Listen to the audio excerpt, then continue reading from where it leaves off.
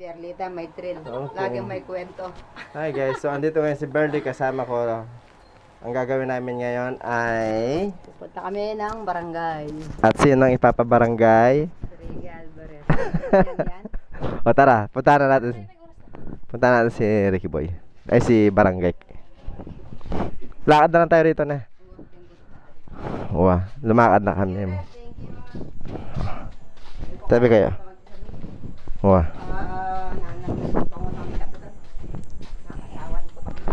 Okay, so sama ko naman ngayon si Berly dahil madrama ya. Na ano? Ay, katang mga yung sustento. Anyawaran may sustento para. Kako? Alier. Oh, ay. Wah. Pachikas mo niya mo. Sige, punta natin. Punta kami ngayon sa Barangay Hall. Eto na kami. Charan! Bird court namin dito, guys. Ah. Oh. Aw.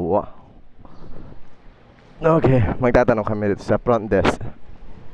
Ayan si Berly. Huwag kang gumawa. Kung ayaw magkaroon daw ng problema, huwag ka nang mag-commit ng problema. So, Nakainit na ako, diba na ako. Hindi ako ano yung magulo. ay, Rogo. Buremo, masusolusyonan natin. Hintayin natin yung mga barangay. Ito ko naman sa desena niya pupunta. Diba na ako. Ay, Masugot kayo pa sarili. sino ang sugat niya raw? Pista siya, sasaksakin ko. Ako ang nasaksak. So, ang istorya ng buhay nito, Makulay. makulay talaga. So, ang nangyari, si Berly ay pinasok siya ng kanyang ex. Tapos, si Berly pumalag.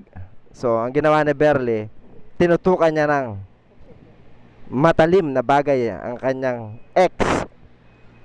Ngayon, piniperwisyo pa na si Berly.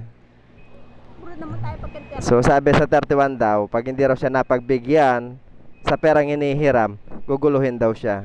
Ibig sabihin, mayaman na pala itong aswang na to. Nagpapahiram na pala. Wala raw pang hulog ng motor yung lalaki. So, so makipagmarites tayo sa buhay ni Berly, guys, ha. Ayan, o. So, titingnan natin kung ano may papayo ng barangay, kung anong instruction ang ibibigay sa atin.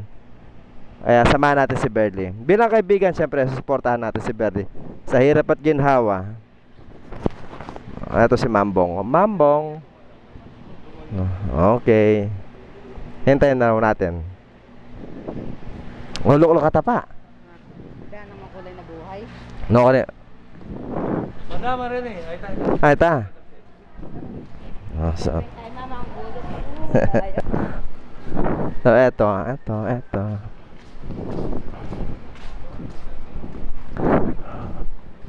Sa pangkaya mo, bilang kaibigan, sinusuportahan ko lang siya. It's okay. Babalik kami ulit sa bahay para kunin yung tricycle. Pupunta kami ng police station sa woman's desk. Magtatanong kami ron kung ano magandang gawin. So, gustong tuloy na raw ni Berly. We'll see.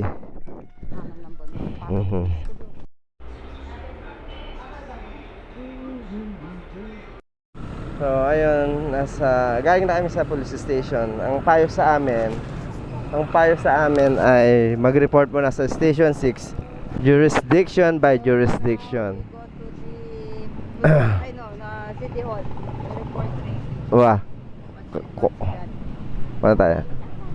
So, jurisdiction by jurisdiction. So, para makahingi siya ng barangay protection. So, para hindi na makapunta yung lalaki sa bahay ni Berly. So, ang gagawin, magre-report muna kami sa Station 6. Tapos, magre-request ng barangay protection.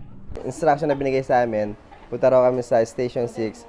Doon daw maghingi ng request ng barangay protection para submit sa barangay nila Berly sa Salapungan.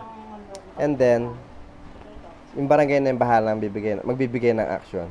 So, para hindi na makapang-store ni Berly. So, yun na lang ang gagawin natin ngayon.